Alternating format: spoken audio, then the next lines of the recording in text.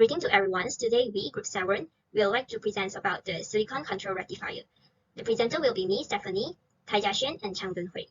In our videos, we would like to share about the introduction, basic structure of silicon control rectifier, characteristic of silicon control rectifier, working principle, and the application of SCR on electrical circuit and its analysis.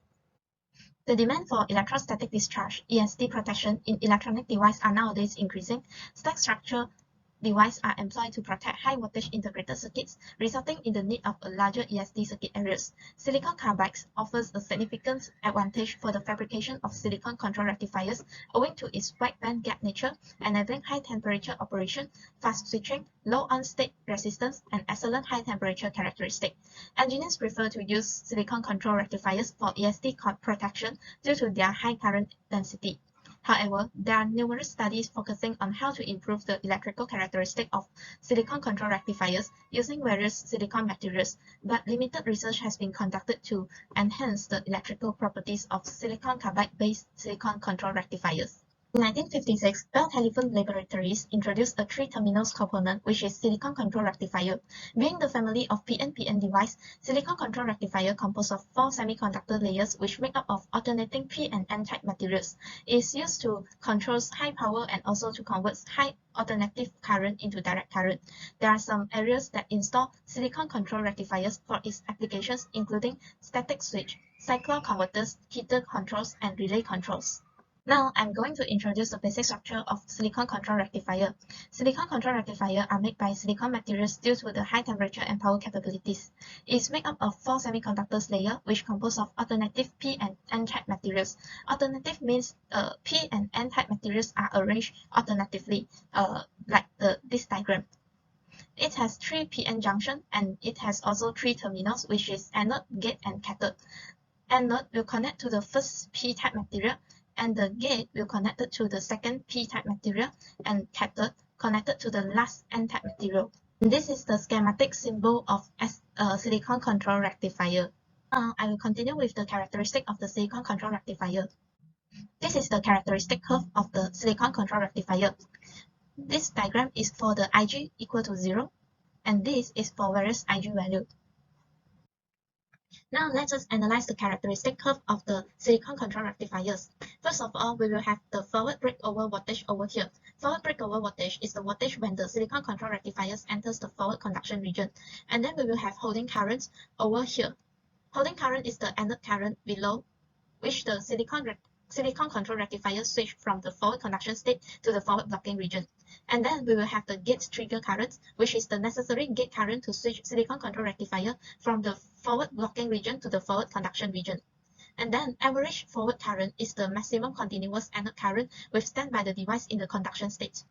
And then we will have forward conduction region, which is located over here. Forward conduction region is the on state of the silicon control rectifier. In this region, there is forward current from the cathode to the anode across the low resistance. And then we will have forward blocking and reverse blocking regions. Forward blocking region is over here, and reverse blocking region is over here. These two regions represent the off state of the silicon control rectifiers, and in these regions, the forward current from the cathode to the anode is blocked. And last but not least, we have reverse breakdown voltage, which is over here. Reverse breakdown voltage is the reverse voltage value when the device breaks into the avalanche region and start to conduct heavily. My name is Chang Dunhui. I'm going to talk about the working principles of silicon control rectifier. Silicon control rectifier has 3 operating regions. The first one is forward blocking region, which silicon control rectifier is an off-state.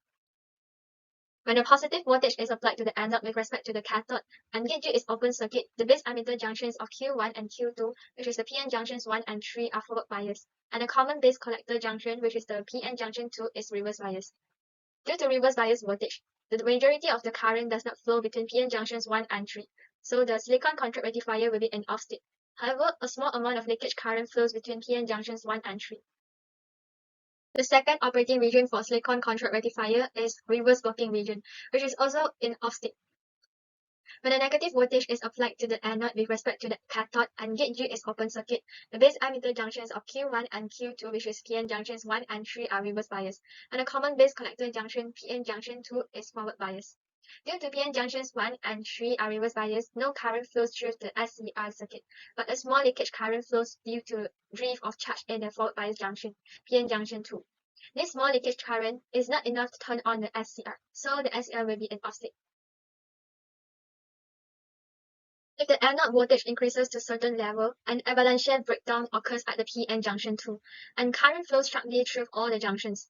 This current is limited to safe value in order to protect SCR due to high power dissipation. The third operating region for silicon control rectifier is forward conducting region, which silicon control rectifier is in on state. The silicon control rectifier can be made to conduct in two ways. The first way is that a gate current is applied so that the SCR starts conducting. The second way is that without gate current, the anode voltage is increased beyond a certain level called forward breakover voltage. In the first case, gate current is applied, silicon control rectifier is turned on before breakover voltage is reached. The breakover voltage decreases as gate current is increased. Once the silicon control rectifier conducts, it remains in conducting state in spite of gate current removes. The silicon control rectifier will turn off only when the forward current is reduced below holding current. In this state, the very low resistance between the anode and cathode can be approximated by a closed switch.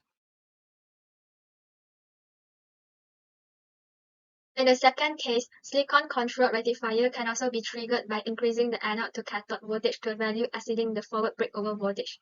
An avalanche breakdown occurs at PN junction 2 and device comes into conduction state. The anode to cathode voltage drops rapidly and current increases sharply in the forward conducting state. Now I will present about the application on electrical circuit and its analysis. So for the question one is to determine the gate trigger current and the anode current by assuming the switch 1 is momentarily closed, given that the VGK is equal to 0.7 volt and VAK is equal to 0.5 volt, while the holding current is equal to 10 milliampere. The VGK is the voltage between the gate and the cathode, while the VAK is the voltage between the anode and the cathode. Holding current is the smallest amount of current under which the anode current has to drop to enter the off status. The question 2 is, what will happen when the voltage applied at the anode is reduced to 10 volt? Explain your answer. So for the questions 1, the condition given is switch 1 is momentarily closed, while the switch 2 is open. So the switch 2 is open circuit at here. In order to calculating the gate trigger current and also the anode current, we can apply the KVL. So by applying the KVL at loop 1, we will get the equation which is the 5 volt minus Ig times Rg minus VGK, which is equal to 0.7. Then we will get the Ig is equal to 6.1 milliamperes.